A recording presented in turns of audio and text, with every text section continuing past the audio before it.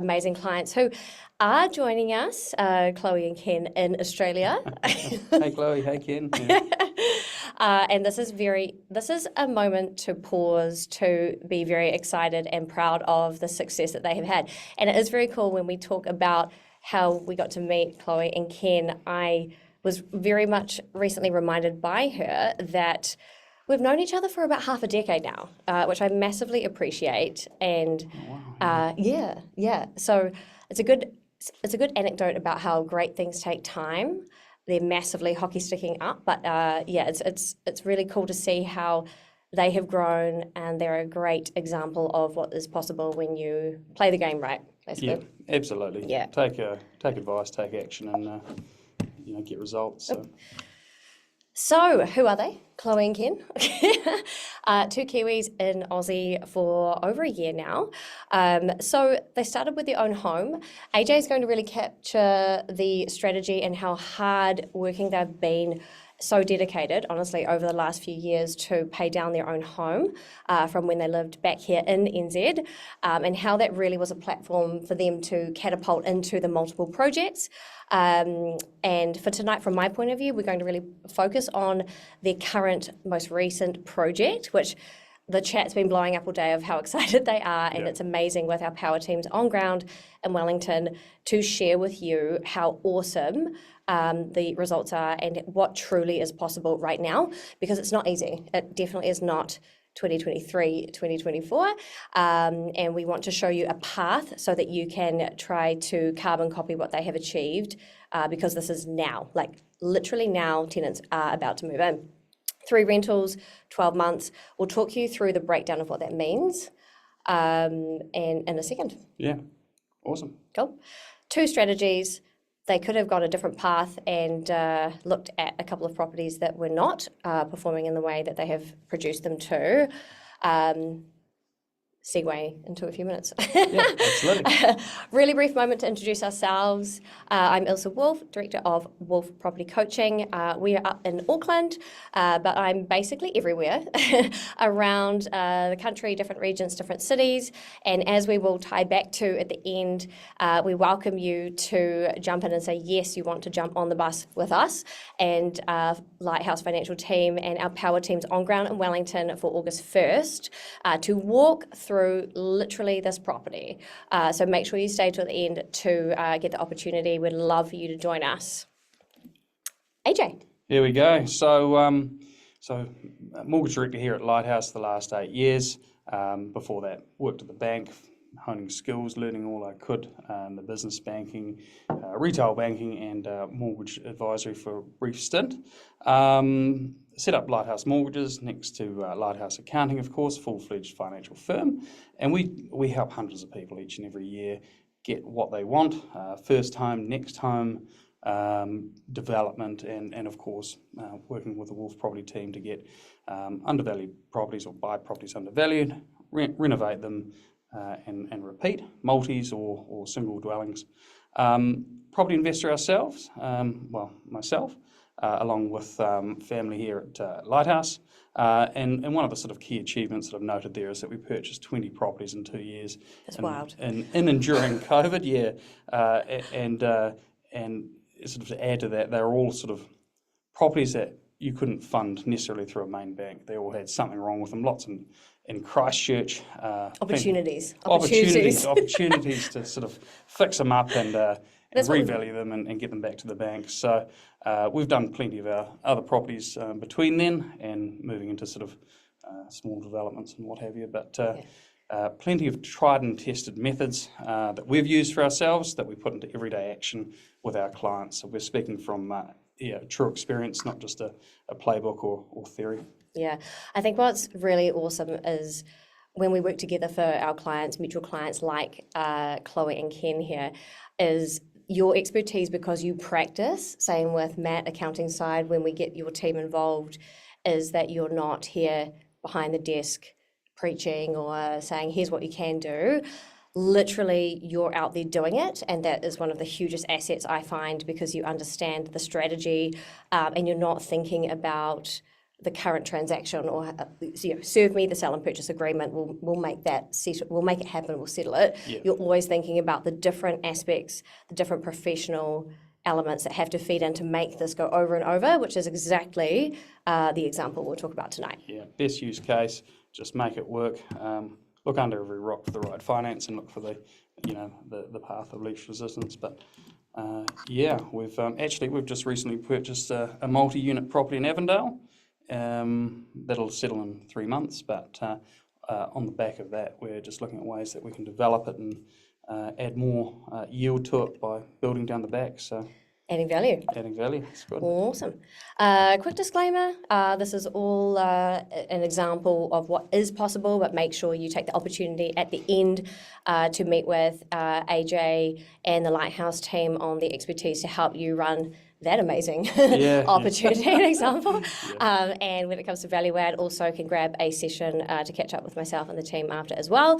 For tonight, we are focusing on the most recent project, which is a double income value add property that Chloe and Ken have just literally this week completed in Wellington region. A little bit of market update. OCR review was today, as AJ said earlier. Talk about the rental market. What is cash flow hacking, which is very much the strategy of value add and calculating gross returns and cash flows from the Wolfe Property Coaching point of view, so that you can be more in control and understand what you're purchasing before you're unconditional, and the opportunities that can lead to with a great lending strategy with the Lighthouse team, and having a great broker on your side to look at not this deal but the next one and the next one. Also to talk about the ins and outs and very much spill the beans on this deal, because honestly, with the power team on ground, who we will all be with on the 1st of August, it is night and day. The results, the timing, the cash flow compared to what it could be if they were, if Chloe and Ken were running this from abroad and Google searching basically. And just one last thing, anything we talk about is not specific financial advice. It's all very general. Your situation is going to be completely independent from anyone else or anyone we speak about here. So just, jumping for a session. I thought I'd put that in there. Your situation's different, but we'd love to obviously have a chat and see how it could apply to you. Awesome, because you will want to apply this. So 2025, buy and hold market. We are all about buying to renovate, add value, hold, be in that long game. This is not about flipping and exiting and crystallizing some dollar. This is about getting that long-term benefit of equity, value add, which translates into wealth for whatever your future retirement whatever you're looking for, as well as creating higher returns through enhancing value on the rental market, so that your cash flow is going to be enhanced. Therefore, this is a strategy that we want to add to your lifestyle. We don't want property investing to detract from your lifestyle, and that's where cash flow is absolutely key. Everyone is trying to reduce their living costs right now. AJ, do you want to talk or put any comments in around what you're observing from your point of view?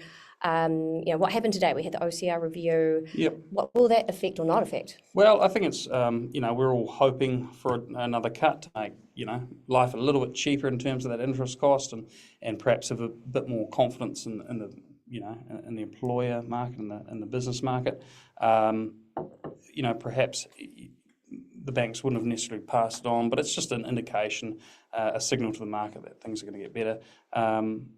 Didn't happen, maybe, or hopefully there's something close to the end of the year. I think the next one's in August, 20th of August. But we've all got to persevere. It's dropped, 2.25 since August 2024. So it's been an aggressive cut. We're cutting since then. It was needed. We've had rents that are sort of going down, interest rates that have gone through the roof, and everyone needs a bit of relief. But there is light at the end of the tunnel. I'd imagine that rents are going to pick up over time. Rates will drop, but the reality is you have to do something about it. No one's going to turn up to your house and make you rich. Passive's not really happening. Yeah. You need to do something about it. And personally, we've been through this exercise and realised that the only way through it, rather than sell assets and sort of panic and give up what you've worked so hard for, is actually to focus on properties that have that cash flow. And control what you can control. I think we've both been investing for a couple of decades, right? And this kind of squeeze or pinch right now is so reflective and copy and paste of what we've seen a couple times before, but fully appreciate that newer investors, or if you've been investing for maybe 3, 4, 5 years, you may not have seen these sorts of dynamics. It's definitely scary in some ways, but the most important thing is to control what you can control. There's no point getting worried about the things that you can't control, and adding value or playing your hand to at least calculate the cash flow and how it impacts your life is what you can do. Working through and sustaining through these times is what allows you to get the next growth, basically. Yeah, absolutely. If you sold today, you've crystallised your loss, and it's very hard to get back on that horse once you've sort of given up. So, yeah. Anyway. So, Chloe and Ken. Chloe and Ken. Great example. So I have to say it's such an amazing privilege to say, hey, August 1st, we're going to be in Wellington, walking through this duplex in Wellington that we are going to take you through tonight. They are flying over from Australia, where they live, for the first time to go walk through this. I was trying to time this renovation road tour so that we could come through with them mid-reno. But the truth is the power team and our guys on ground have been so fast that we will actually be post-reno. First world problems, it's great.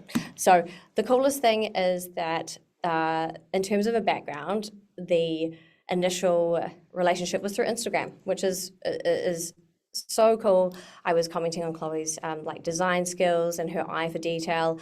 And this is going back to 2021, kind of COVID year.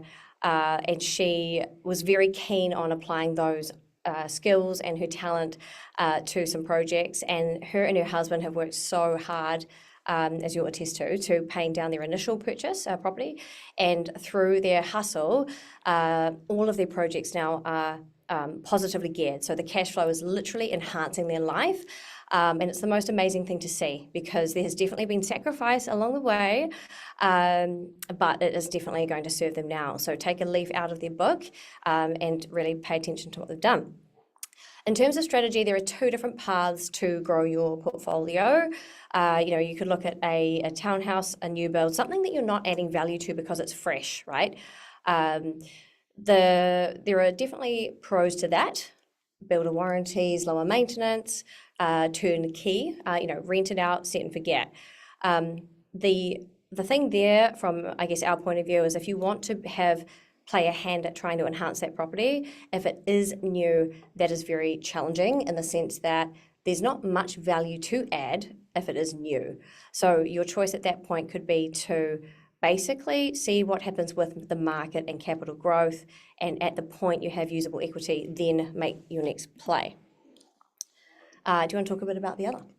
Well, yeah, I mean, that's where you're obviously buying property a little bit older, it's a bit run down, it's seen a few tenants, has land, has places that you can, change and build, and you can, well, as Ilse does and teaches, you can look at where there's inefficiencies, I guess, in the property and areas that you can, change or modify to increase your rental return, which obviously, increases your yield there.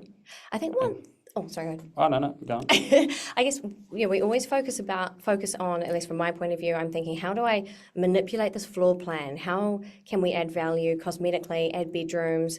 But you did right. Like, one of the most important aspects to real estate is the land, which is so finite here.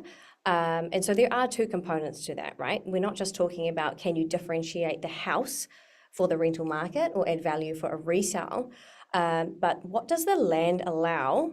Because it is separate. It is separate from the dwelling or the build or the house or whatever you call it, the improvements.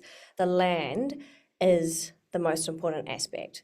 So we'll touch on that further on. What we want to focus on, though, for tonight is that lifestyle enhancement, which is through definitely adding value to the house. So for Chloe and Ken, getting the strategy, they already had a ton of education, self-educated, really hustled to pay down their own home, introducing them to AJ to look at how do they leverage their assets and structure them in the right way so that over 12 months, they have achieved 3 value-add rentals for themselves. Literally, they're on the other end of that journey, which is going to propel them into their next stages. Power teams. What are power teams? So this is a term I use all the time without too much thought. But basically, it's everyone on ground who helps you identify, analyze, purchase, roll out, project manage, and then property manage the rental so that you can be completely remote, as are Chloe and Ken. So that's the AJs, your Lighthouse Financials. Yeah, that's us. Well, obviously local agents and people on the ground there that, to a point, in theory, you just need to make decisions. You don't even have to see the house, right? It's just a transaction based on your knowledge, being the person that sends the instructions to the brokers, the agents, the tradies, and what have you. So yeah, awesome. I guess it's like buying in shares. You don't turn up to the office of the company you're buying 3 shares in, or 3,000 or 30,000. You trust what's advised to you and what your knowledge is. So it just shows you how powerful this is, right? So I just received a DM. Thank you, Chloe, Ken, and Maddie. They're Frenchie.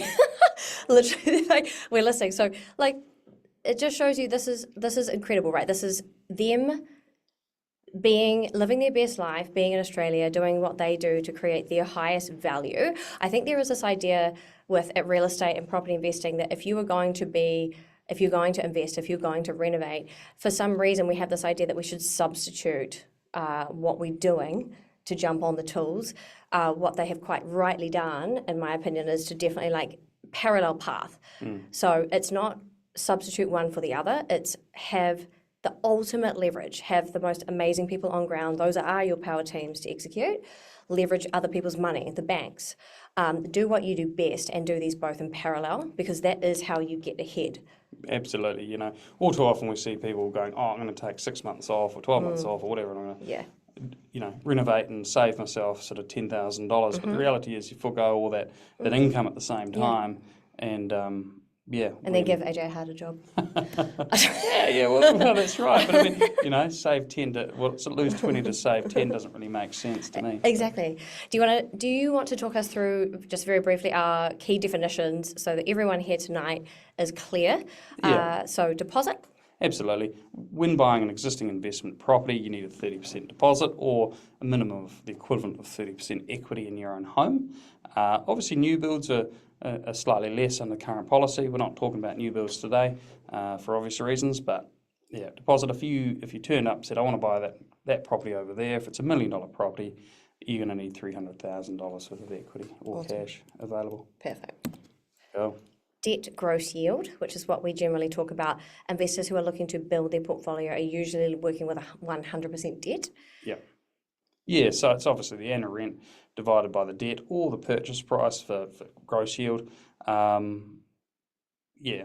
think we've got down there. New builds are sort of around 4%, depending where you buy, whereas existing properties are significantly higher because they are cheaper in most circumstances for the rent, Equity, so we've got the difference between a property's market value and the remaining. So, for example, if you had $1 million property and it was an owner-occupied, you could lend up to $800,000.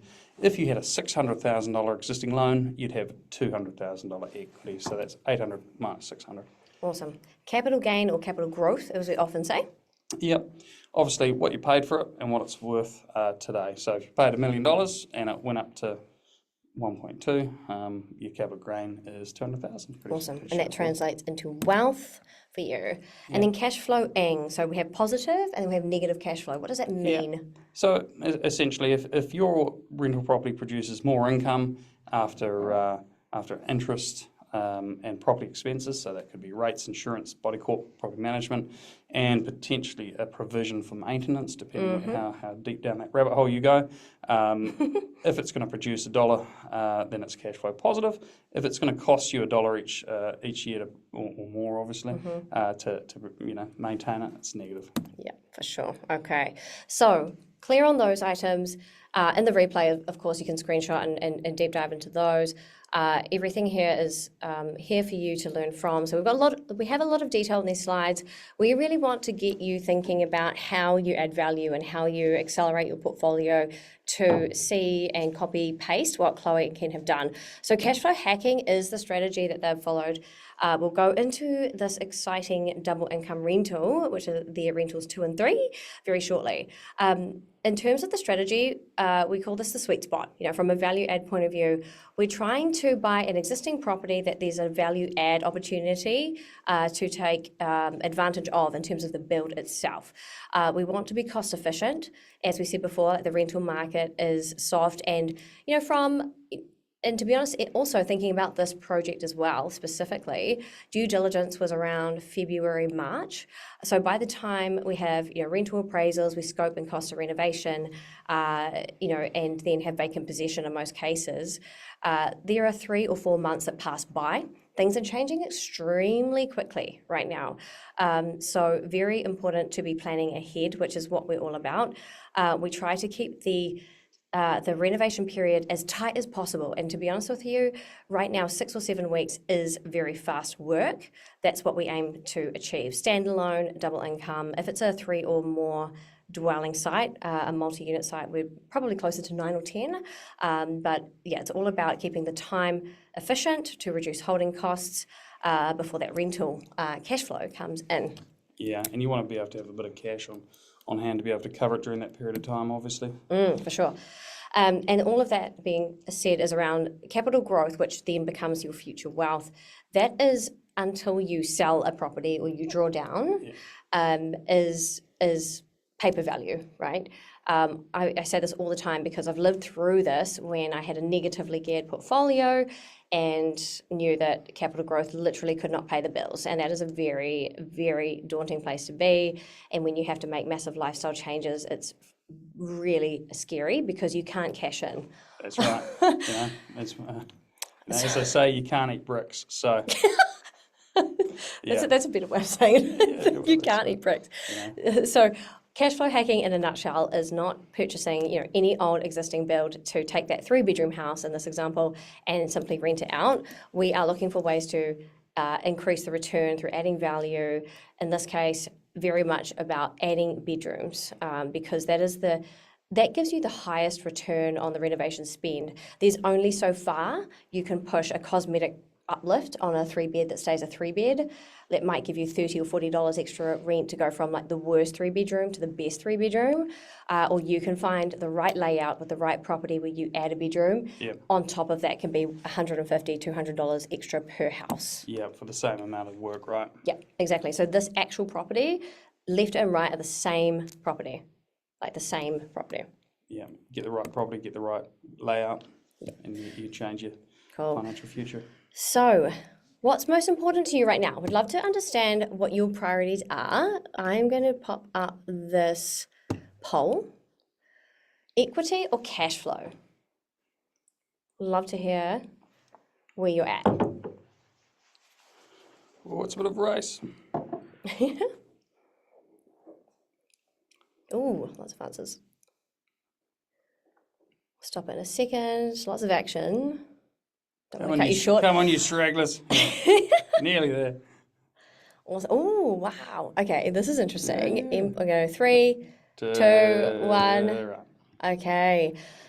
72% want positive cash flow over creating equity. Yeah, I mean, there's probably people that want both, obviously, but that's surprising. But again, it's not unexpected. Lots of people have got a bit of cash flow, perhaps they've got a bit of income there. They just need a bit more equity to be able to fund the next deal, which may be just creating more cash flow or a bit more equity.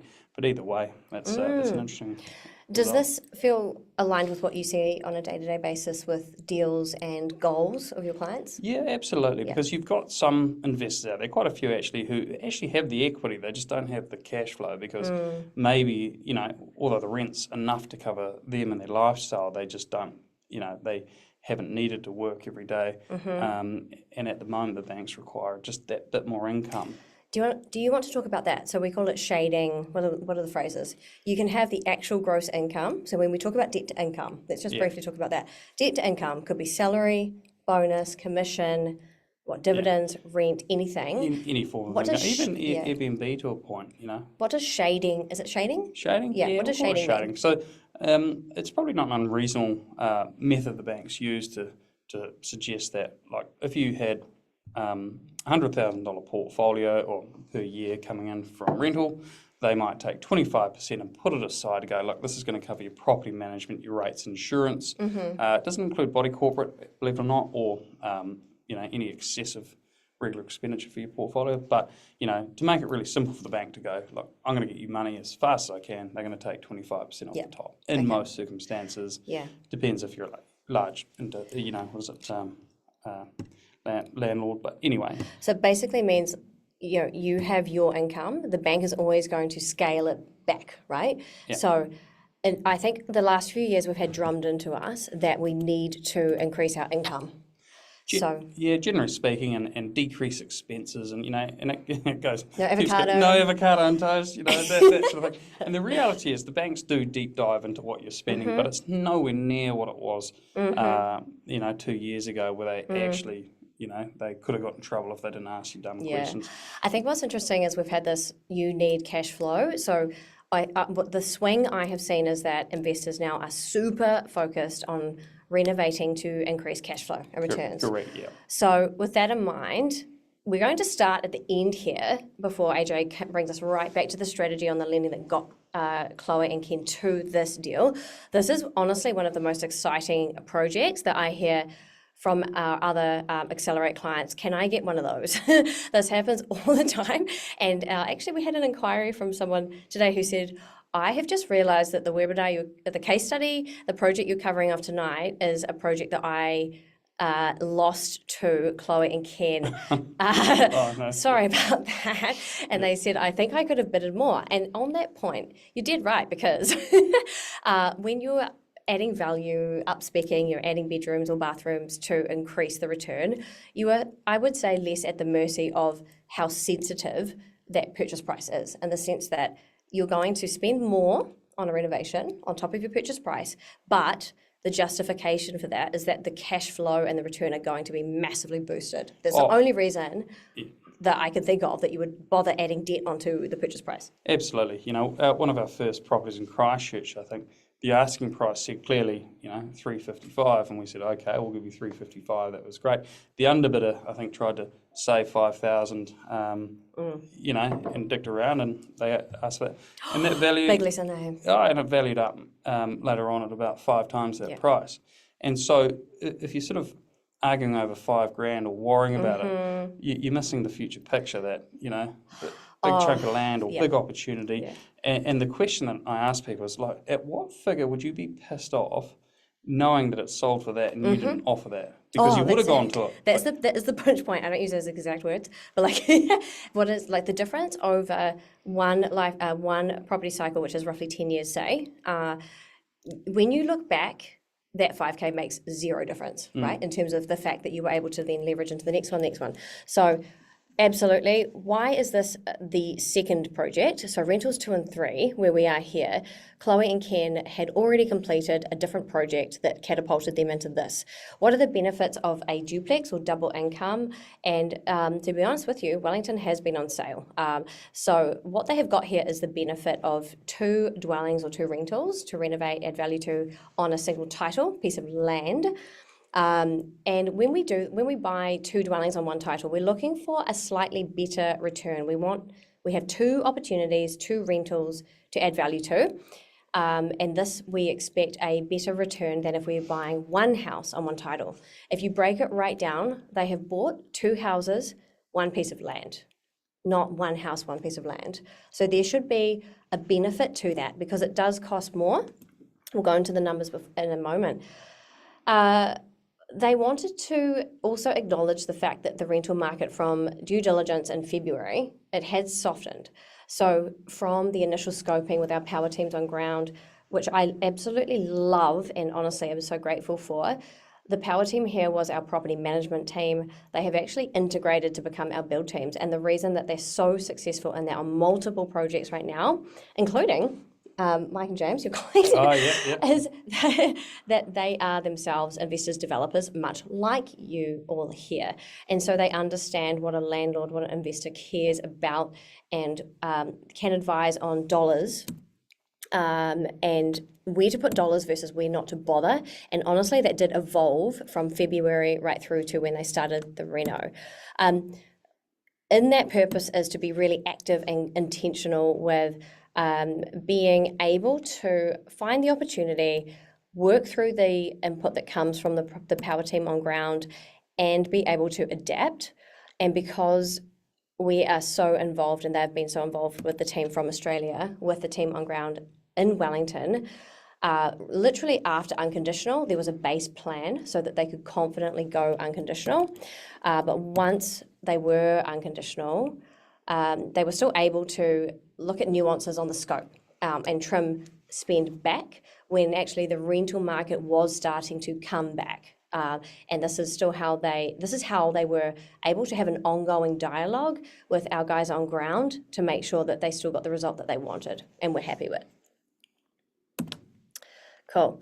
So what was the scope? Here's a layout. Love a market where there's a floor plan. Yeah, absolutely. See what it is and what it's not, and as you know, find out where you can make those changes to add that value. Yeah, I think what's really cool with this one is it looks mirrored, but they actually are slightly different.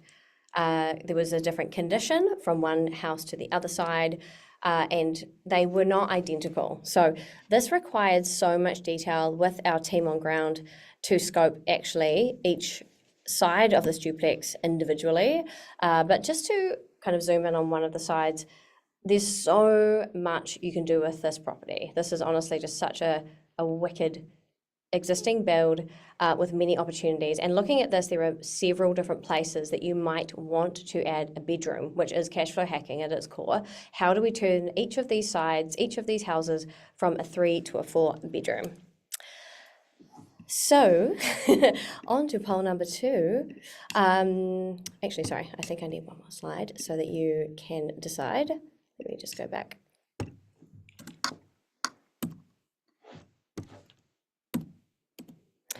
I'll let you have a little look at this. 1, 2, or 3. Where did Chloe and Ken decide to add the 4th bedroom? So just have a little look, take a screenshot. And we'll bring up the poll. You almost need this sort of, Jeopardy music, in the background while the poll comes in. Here we go. There we go. Okay. I forgot that they're in there. Right, and they're off. And you might have noticed that both of the rentals, the left and the right, they weren't identical. There was a solution that was similar across 2, although you may have been very astute in seeing that there could have been multiple ways. If you pick up on some of those messages I was giving you subliminally there, rental, a little bit soft overall, things are changing very quickly. We don't want to tamper with the structure. AJ's going to end that poll now. Done. There we go. Nice. Okay. Share results. No, good. 50%. Okay, cool. 50% said number 2. So I'll bring this up if it's not showing. Very smart. You're onto it. From a cost efficiency point of view, which is the point we were hammering earlier, is let's look at infilling, adding walls, cosmetic walls, not having to spend money that we don't need to. And the team was so integral to every room, we look at upgrading the kitchen, the bathroom, the flooring, the interior, and adding the room as our core scope, but absolutely looking to find efficiencies there, but get maximum return through the rental increase. So that's where the team who our build and project management right through to property management, they were able to really find the right levers, because you'll see what has been spent per each of the houses, the 2 houses, and the timing. Honestly, it's so fast. So number 2, you are dead right. Number 2. Number 2. Makes sense. Awesome. And so in this case, on either side, relatively speaking, they were almost identical, adding the new wall. Kitchens. This is where Chloe and Ken saved a lot. Our kitchen suppliers get us amazing prices anyway on a high spec new kitchen, but with our build team being the property management team, they were able to sort of suggest where areas that they could save on. You can see how much contrast is in these photos, but they have kept the kitchen completely the same. The only thing that changed was a bench top and some hardware, and that cut down time and cost. Equally on the flooring is, I have to say, across all the markets, I don't know if you're finding this on your projects, AJ, is increasing. It is hard. Yeah. Whether it's carpet or vinyl, I'm asked all the time, should I go vinyl? Should I go carpet? Should I spruce up these native floorboards? It's kind of much of a muchness. It's very hard, but one little tip that I found in one of our properties is that it looked grey. It was a cream carpet, and we got the carpet cleaners in, and we cleaned it probably 5 or 6 times until it came back as white. Yeah. But you imagine a sort of a 170 square metre house that had just been absolutely That's a lot. well lived in by the tenants that made the white carpet turn grey. For the cost of sort of $3,000 or $4,000 in carpet cleaning bills versus an entire house, you can sort of see where it makes the massive difference. Oh, same as actually on the roadie. Pro tip: after Chloe and Ken's place, we are walking around to another one, and in that case, we are cleaning flooring as much as we can. It brings it back to life in the same fashion of water blasting a fence. The exterior does the bulk of the job. Don't assume you have to go the full hog and completely repaint or refloor. So definitely critique every dollar, especially now. And plaster and paint can be without the right team extremely expensive, but with the right team, the best investment, and it has the best bang for buck impact and impression. These are roughly 100 square metre homes either side. Great price overall here. There was a lot of damage that you can see on one of the houses. There was a lot of patch and plaster work. So per each side, this was great value. And again, our property management team actually advised on where spending dollars would count versus where just to clean, not replace, etc., to get bang for buck. The old spit shine. Yeah, absolutely. And with the new bedrooms that they did decide to do, which half of you already had identified, 10 square metre room, that is a large room in this current world, I have to say. Yeah, no, cool. It's fine. All right. Look at that, honestly. Okay, so I guess the next question I do want to ask is how long you think it might have taken to get from here to here. But here is basically no holds barred. This is literally the breakdown. This is of the two. They were slightly different costings. This is the higher side. The other house was slightly less. So worst case scenario, when you look at those before and after contrast, this is the price per each of the dwellings. It's insane. Very typical to be $70,000, $80,000 per dwelling at the moment. So as far as the impact on that feedback from the team, they basically halved what could easily have been an $80K per side investment. I'd love to know how long you think this renovation took. How many weeks? How many weeks? And they're off again. This is fun. Yeah, I mean, it's sort of one of these things, and also just while we're waiting for the poll results, we've seen people who don't sort of have the teams, and they think, I can manage it, and I've got this great trust for somebody I've never met or just met. Yeah. And we've seen those costs just balloon out and just keep going. Yeah. And they're like, when will it stop? And that's the key thing with having the power teams or the people on the ground that you can trust is that there's another layer of accountability to you in that process, and it can be quite frightening how far things can go off course. Yeah, and also like how powerful it can be when you do it well, and through very clear communication and a proactive approach on scope and pricing and any potential changes to the scope. Having that relationship makes such a difference. Oh, absolutely. Yeah. Save Okay. you thousands. Oh, this is okay. Right, Cool. so- Oh, okay. Just overall kind of visuals on the results here. Most 40% said 6 weeks. You've been listening to previous webinars. We've been looking at the general scope of what I mentioned earlier. So 5% said 2 weeks, 11% said 3 weeks, 4% said 18% said 4 weeks. The bulk of you had said 6 or 7 weeks. So let me bring up the slides. Oh, shoot. 3 weeks. 3 weeks.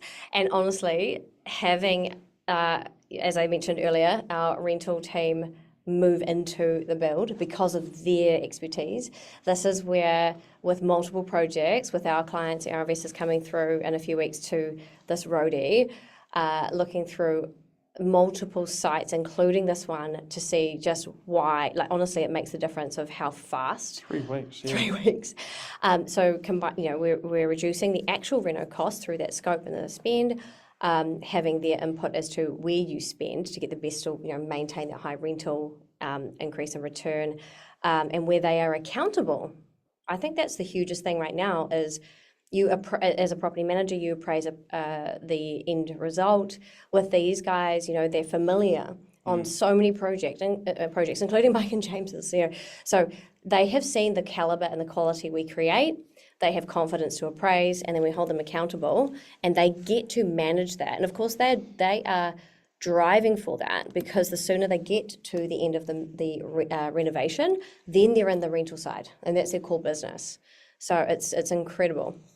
Purchase price here, 755, including, you've got lawyers, you have what other, Closing costs, due diligence, etc. Valuations. What was really awesome is that the registered valuation at the time of purchase actually came in above. So that was just like another tick in the box that secured this. And what is really awesome is I think I remember Chloe messaging me on whatever day it was that week saying, we've been assessing these deals, we've been analysing all these deals on TradeMe and looking at these sources, and nothing is quite meeting the mark. And then I said, look, anything can change, just keep at it, you're doing all the right things, you've got the right people, got the right filters, criteria, etc. And then the next day, this came through from an off-market source. I thought, boom, this is exactly what Chloe and Ken are looking for. And I said to her, you be prepared, because it can change from one day to the next. And all of a sudden, they're in due diligence, they've got this amazing contract, they have 2 houses, 1 title, and then the RV comes in and they are below RV. Anything you want to add, AJ, from that time? Do you remember that? No, well, I think it's just a matter of just, seeing an opportunity and taking action, not sort of sit there umming and ahhing or trying to, get ahead of yourself. The people that miss out are the ones that don't take action and throw an offer on a property. I think what I love from observing their growth personally is from their first project up in Whangarei, which was a classic, like 3 to 4 bedroom cashflow hack, just seeing the huge ramp up in their confidence, ability, and everything they learned from the first project that they brought into this. So this came literally overnight, as I mentioned, and they just jumped into gear because of what they already knew, had learnt, wanted to adapt or pivot from on the first one, and put that all to high value use so that they could make the most out of this. And when this landed with them, they knew straight away how great it was, because of what they had been seeing day to day online that hadn't worked. Straight away they could identify like what the contrast was. So reno spend, broadly speaking, across the two, 80k, roughly 40k per side. So 835,000 in purchase price, full renovations, close the deal. What I have to say is that talking to the rental side of things, back in appraisal stage in due diligence, these appraisals were about $100 higher per side as a 4-bedroom cashflow hack on each side.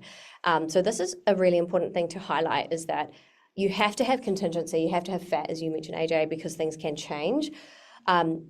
However, what is great here is that they've as the timeline moved on and after going unconditional pre-settlement, this is where we put into action the conversation that continuously evolved with the team on ground to work out how do we trim rather than spend 80 grand per house, how do we spend 80 grand across both so that we can reduce that and maintain a great yield.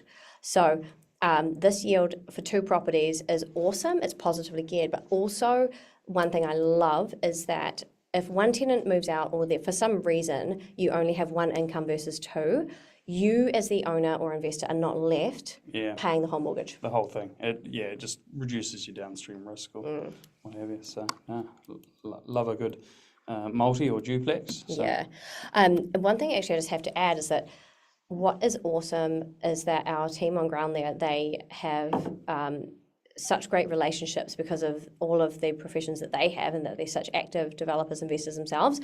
And we have not seen an option for funding for social housing in probably the last year, but there's actually a CHIP or housing provider that has come through and said, we want this property. So this is not kind of the purpose or a topic from tonight, but an added benefit that Chloe and Ken will get from having 2 incomes on 1 title from a value add super nerdy point of view is that although the rents are slightly lower than what was initially forecasted in the very first calculation, they are still very strong from what is being seen around the country, and they now have a head tenant. This is like the first green shoots of social housing funding. This is the first deal with this positive result where they've said, we want these 2 houses now.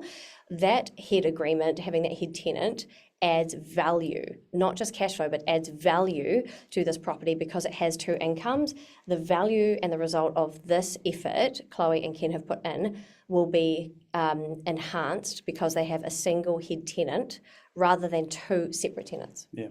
Oh, love it. Cool. So just looking at the cash flow, if they, had not added value, this is how the property would have looked. So that's sort of $18,000 top up. But because of this effort and how they have worked so closely with the team on ground in Wellington to do exactly what you've seen, this is the same property 3 weeks later. Tenants are literally moving in, which is why I say awesome. it's so wild. I have not. I don't think I've seen that before, not even on my own. But wait, there's more. So what else is really exciting with their property, and I know they're already researching into this, and this was an initial nugget that we did research into during the initial due diligence. Coming back to land is we've calculated and we've created, and they've created what they wanted to with the buildings. There's still value to be added. They ran a cost-effective renovation. There's the exterior they might add value to. But there are 2 different ways that they might further enhance the cash flow with the insight of demand. Yep. Sleep outs and cabins, not so much needed or in favour or demand right now, but because of the land, that is the easiest thing they might add to either side or trial. You have 2 houses, you might add a sleep out, hire that in. You don't need consent as long as you comply. That might add $80 to $100 per that rental. And they can sort of, try that on one if a tenant moves out. But on the land side of things, they are now looking into how to subdivide. Subdivide, absolutely. And what we've seen in the past for people that do that, and it can take some time and it's obviously an extra cost. When it comes to use the future equity, banks have, they use evals or ivals, what have you. It's a online valuation system. Far easier to value a house on a title than it is to do 2 dwellings on 1 title. They often don't come up. But the bank will just run the valuation software will run its algorithms over that particular property and go, well, we've got a 100 square metre house or 120 or what have you on 300 squares or 400 squares and go, look, the value should be this. And it might be that it's 600,000 times 2. Mm-hmm. Now, you're able to use that IVAL without having to go and pay full expense and time of a registered valuation, which means that the future deals can just be a lot faster when you're investing in residential property. And of course, if you needed to sell 1 or 2 to another investor or first home buyer or whoever who's buying in that location, you find it's going to be easier to sell in the future. Yeah. Obviously, not every property with a duplex on it is able to do that, and I would imagine that there's research into firewalls, but the reality is, if you can do it and you want to be able to make it easy for yourself down the track, then that might be a better option or good option for you. Yeah, exactly. And I think like being able to separate the land, which is the titles, right? So if Chloe and Ken decide we want to pursue that, for them, they want positive cash flow. And I think one of the most beautiful messages she sent a couple of days ago, she said, I want to make these different life changes, and I can because we have these rentals that are giving us cash flow. And she literally said, this is the importance of why we've had to do this right to get cash flow.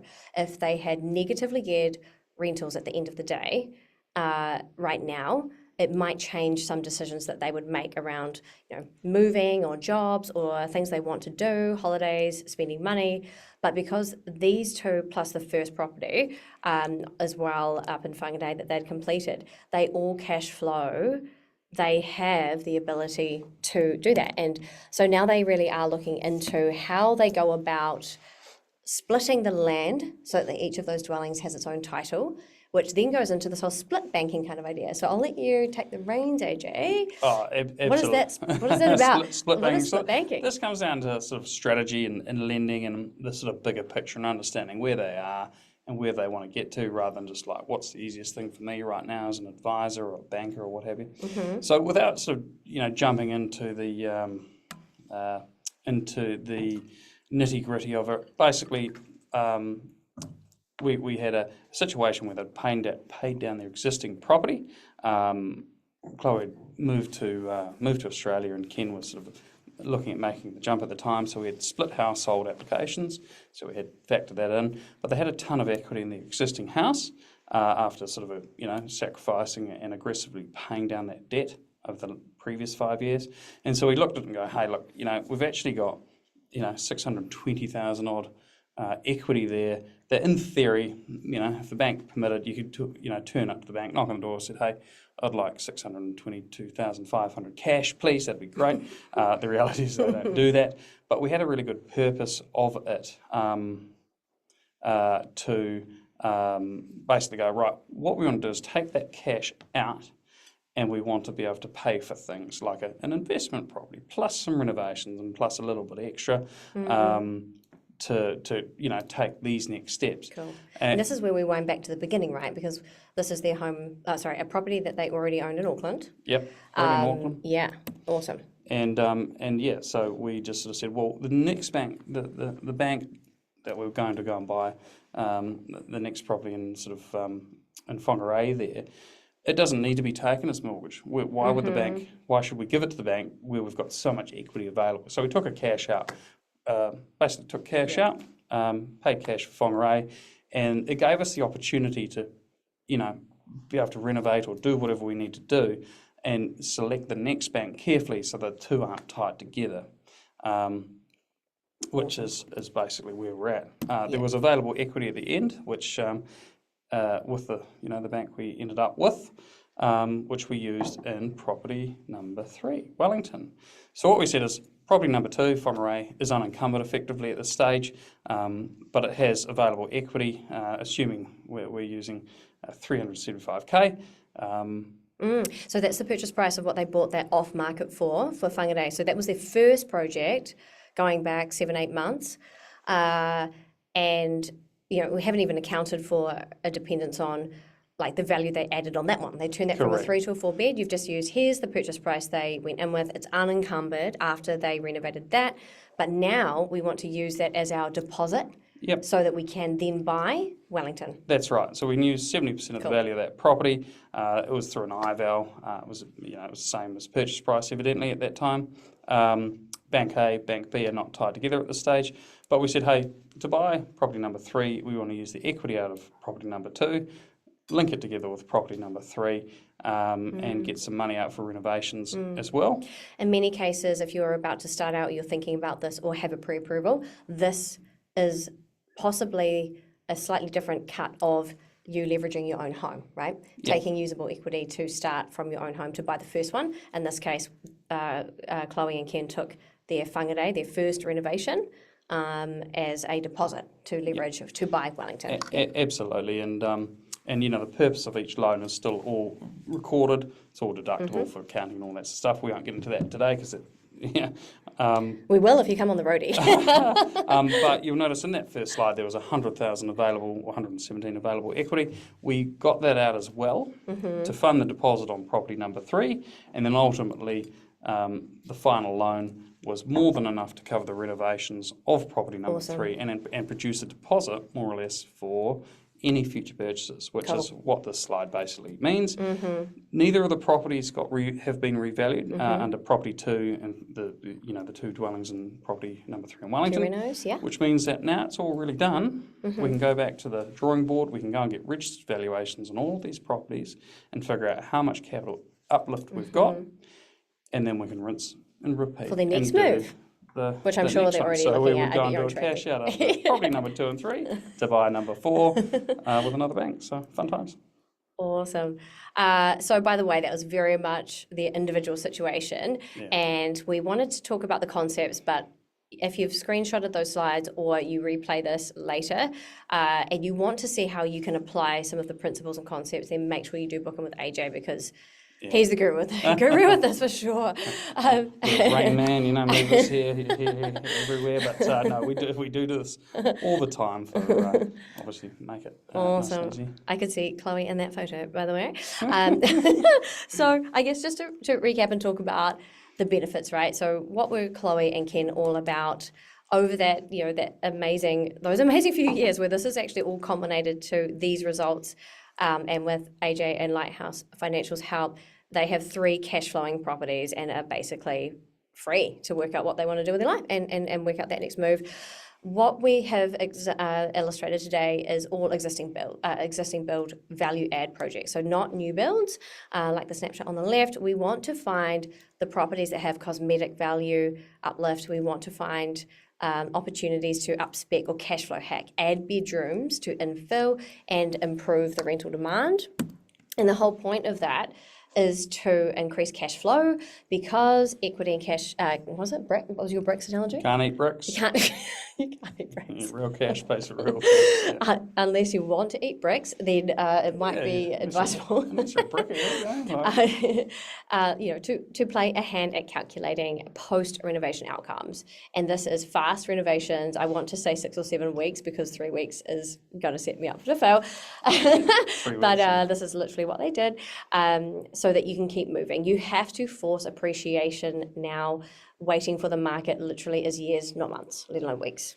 Yeah, and as I keep saying, you can sit on, no one's going to turn up to your house to make it rich. You have to do something about it. And, all too long people wait for the bottom of the bottom and then like, it's on its way up. I've missed out. I'll just wait for the bottom again.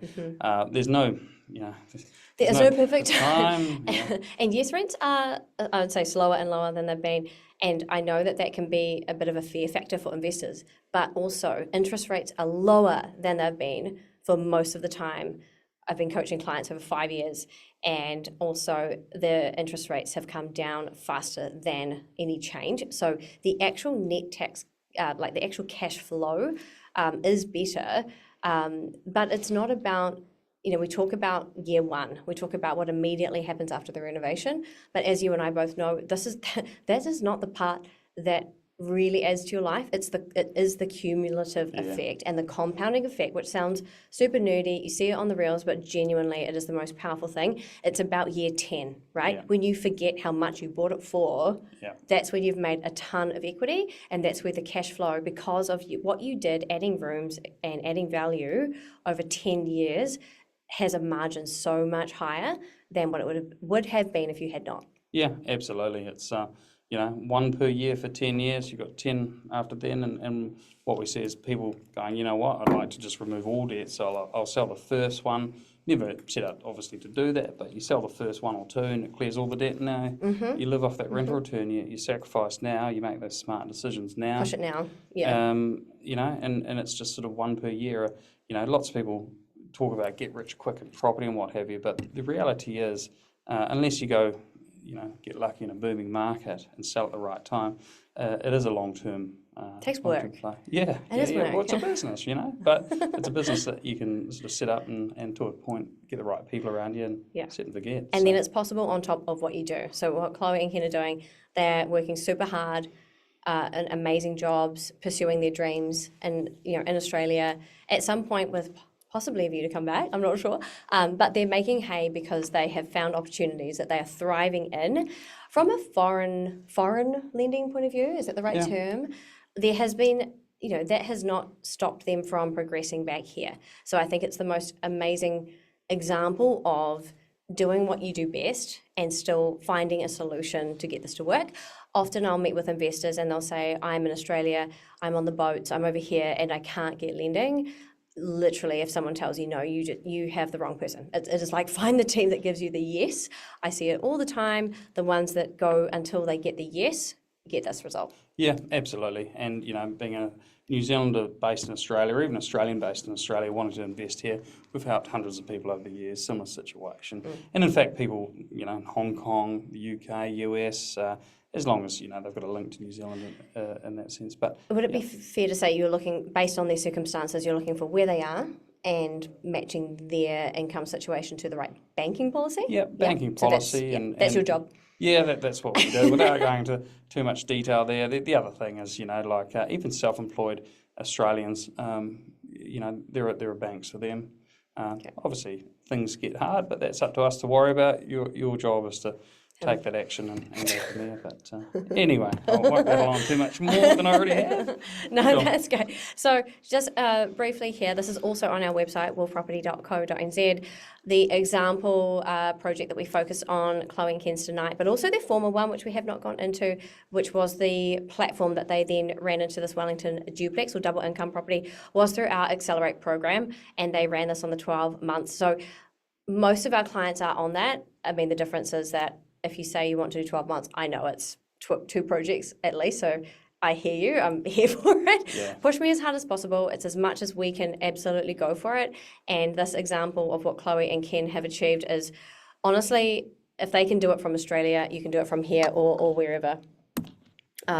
So what is included in this sort of ecosystem that we talk about? In this case, both of their projects were off market, which was awesome. Even with Whangarei, we were able to get them onto contract, and then it went listed online, but they were already on a contract, which is just so awesome. So these 3 rentals they have achieved have all been below market value. We really are focusing on extending the networks to make sure we keep continuing that value for our clients.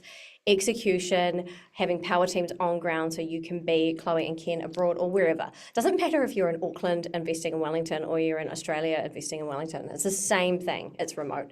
And ongoing education and support. We run WIPs. Where's the picture? We run WIPs with getting the experts in. Even the last couple of weeks, we had Sean from Hagline, from a legal point of view, how to optimize your sale and purchase agreement. Sounds basic on face value, but I can tell you it's really not. And to get those outside perspectives to enhance your game, you need, because it's tougher out there than it was to get an amazing deal. So you need the right people and the right tools. Our power teams are all around the country, and we try to get best capital growth potential in terms of the strongest markets we can get your approval based on what AJ's managed to get for you to strengthen your next deal. We're not talking about, if you've got 400K, is it Wanganui or is it New Plymouth? You go to the heart of that region, the biggest economy from a growth potential point of view, and then we are going to run this method of adding bedrooms and cosmetic value add to get you the best cash flow to go with it. We want the best of both. We are all about getting these results for our clients, so we're right there in the trenches with you, and we care so much, both on the Wolfe Property Coaching side and Lighthouse Financial side. If you want more info, what's that QR code? Yeah, take a photo of the QR code. That'll book in with one of the team, designed to sort of get the person who's available when it suits you. But obviously we look at all parts of your existing portfolio, whether or not you've got 10 or no properties and starting out. Generally getting the best rates and best structure and everything from a bank. It's nothing that you couldn't do yourself, but we just do it day in, day out. I think, honestly, speaking as a as a client as well, I think one of the most important things is to have an advisor and broker and accountant in your corner who are actively running the strategy and ahead of where you are. Yeah. Because if you can't shine the light for me, then how would I know that you've got my best interest or are able to show me that way? And that's where you do stand out. Oh, absolutely. And That's we my don't. humble opinion. And we don't just go to one bank. We often, we'll always go to two, if not three, in order to get the best deal, best structure, and the best results, really. And you just can't get that from if you go to your own bank. They're not going to recommend that you split bank with a competitor. Just doesn't happen. Well, anyway, that's where your motive is. yeah, is well, that's right. is, And one different. application fits all banks, if that makes sense. You fill in one form, and we go to multi. So one last poem. So from tonight, thank you for sticking around. You're obviously very interested in the strategy. On the 1st of August, we will be in Wellington on 4 different sites, including this one first and foremost. So Chloe and Ken are actually going to be here. So walk around with Chloe and Ken and AJ and I from their property to several others. And also Mike and James, see what they did next after their 12 unit that we've covered on checks and balances before, and meet with all of us. Come have a chit chat. We've got all of our power team flying in, actually from multiple places, insurance brokers. We'll have everyone who's been involved in this example project there to have a chat with. So in the next couple of days, we'll be reaching out. I'm going to launch this final poll. And this is, would you like to get a couple of seats on the bus with us on August 1st? So we will confirm and we'll pop this on email and socials before the end of this week. 5 lots of 2 seats on the bus, or if you're local, you can jump in your own car, but we have actually hired a bus. Yeah, good old-fashioned property convoy. Whole heap of cars chasing a bus. But, no one can be behind. We've got a tight schedule. Absolutely. So many deals to see, projects to see, and then a lot of learning at the end. So awesome. Okay, fab. If you're saying yes, you're in the draw. We will reach out and we'll confirm and let you know before Friday, end of day. We look forward to catching you there, and you can continue with all the questions for Chloe, Ken, AJ, and myself. Awesome. Fab. We'll log that away and we will run that draw tomorrow. Awesome. Okay, so I guess we probably have about 5 minutes or so for Q&A. What I'll do... okay, quite a few questions in here. Should we jump in? We're taking questions coming? Yeah? Okay, cool. We'll do 5 here. I mean, you can always reach out, of course, and, we'll see what we can do to help or answer as best as we can. But Okay, one for you, AJ. Can you talk a little bit about the risk of non-bank lenders? Yeah, okay, great question actually there.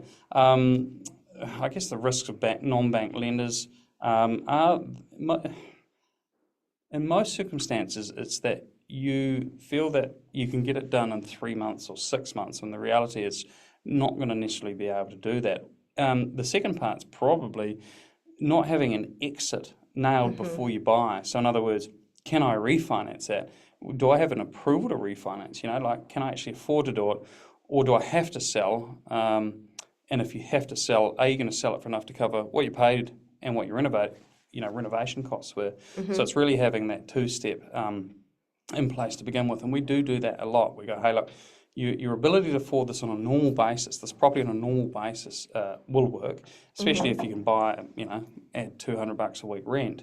But the condition of the property right now is just not acceptable to banks. And this has happened quite a bit in the past, where we go, right, non-bank, the interest rate's going to be floating, not fixed. There are fees to the lender. Normally it's about 1.5% of the loan, and there's fees that we do charge in that instance because non-bank lenders don't pay commission. But here's what we can do. This is what I feel you can do. You're able to buy a property that no one else can get funding on, and this has happened in the past. That's the advantage. For clients. Yeah. Add, $100,000, $200,000 fixing the holes in the walls, or getting, the old cars out of the long grass kind of thing. And then you're able to revalue, get it re-rented and refinance to a bank. And we can give you a fair idea by getting a pre-approval to refinance. There's a case study that we've done, which we did just that. And they were able to negotiate another, I think it was $100,000 off the purchase price. They'd already put in an offer. It fell through because the main bank said no. Yeah. Went to a non-bank, lower offer, got it done, paid the Wow. fees, but they still made thousands on it, and then it went back to main bank. So those are probably the main risks. Sorry, without going on. Yeah. I think that I think this I love second tier. I love second tier lenders. Like they serve a purpose to get the property, right? So the ones that didn't manage to get main bank lending, most would have said, oh, darn, I can't buy this, move on to something else. Yep. Remove competition. So someone who actually asked the extra question and got that pre-approval, got the deal and got a discount. They got the deal, they got the equity, they got the honey. We also, sorry, just on that, our properties, the 20 and 2 years, were mostly non-bank. Non-bank, lenders. right? Yeah. Which properties are ripe for second tier? Just in case someone's thinking, how do I know whether I go main bank or not? What is it? Ones that look terrible, the holes in the wall, smashed windows, graffiti, they're going to be a prime example where the banks go, ooh, probably not for us. Especially if you've got a short due diligence period, you can burn through 3 or 4 banks only to get a no. The reality is you just go through a non-bank anyway and just go, hit the deal. Cool. But yeah, as I say, the ones that we... So like slightly fringe, they're not ready to move in kind of properties? So they might have issues with the CCC that you can fix by just changing something, getting something compliant. And again, this happens all the time. Yeah. Mortgagee sales where main banks like, oh, it's a bit of risk, go non-bank. We had earthquake damaged properties, where there's issues around insurance, but if you fix it, you get contract works insurance, just like you were building a house, and get it repaired, remediated, and refinanced. So yeah. Nice. Is the holding cost during the renovation funded by debt or cash? So, probably a few different ways to look at this. From a cash flow projection point of view, you would never if you had 500K and your purchase was 400, if your quote or estimate for the works is 100, then you've already lost, right? Because there will always be with an existing property contingency. You need a fund that will cover you for anything that you don't find until you open up the walls. And we're not talking a new build, we're talking second-hand properties. There will be costs, plan for those costs. Also plan for potential maintenance every year. The holding cost, which is, by the way, is the period through the renovation when you don't have income. So that's completely on your back. It's wise to hedge or have a plan or have those funds and more in the bank on top of what you plan. So for example, if the renovation is typically 6 or 7 weeks, work out what your weekly interest cost to the bank is or your lender is. There's another question here that this ties into. Quite commonly, because we involve our property managers when we're adding value from day dot in due diligence, and they're therefore scouting for the right tenant from so early on. We've had it so good the last few years where we've had 0 days vacancy. Now we're talking about could be 2, could be up to 6 weeks vacancy, and on the open market can be up to 8. So best to plan for the worst, hope for the best, rather than the other way around. Yep, absolutely. But you don't need that stress by not being organised. And depending on the lender you go with, potentially there's a little bit extra that we can do to help the interest costs during that period. Revolving credits through your bank if you've got enough equity, or if it's a non-bank lender, perhaps we can capitalise that interest, or perhaps that lender will actually lend it a little bit more. But it depends. Yeah, cool. So having a couple of plans, right? Like plan B and C and D. You want to talk about it well in advance. Same with getting the deposit on the day, which we come into a lot. People do the DD, go on conditional, right, where's my deposit? So we have solutions for everything. Question that pops up a lot, should I pay down the debt or go interest only? Well, again, it's probably an accounting question, but generally speaking, what we see is people will have interest only on investment properties, and they'll go, well, can I increase the principal and interest repayments on my own personal debt?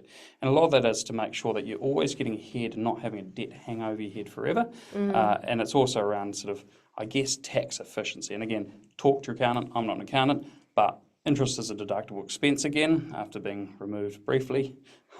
So if you maintain that expense and decrease your own personal debt at a higher rate, still paying off the same amount of debt if it was all principal and interest. You're just allocating it to the correct or more efficient bucket, so to speak. Awesome. I think we'll take one more, which is, this is interesting because we don't talk about this specifically, but as a contrast would be interesting, experience with rural equity or rural LVR and lending. What are we talking about here? We're talking about existing builds, which is 70% LVR, 30% deposit. Is rural different from what we're talking about here?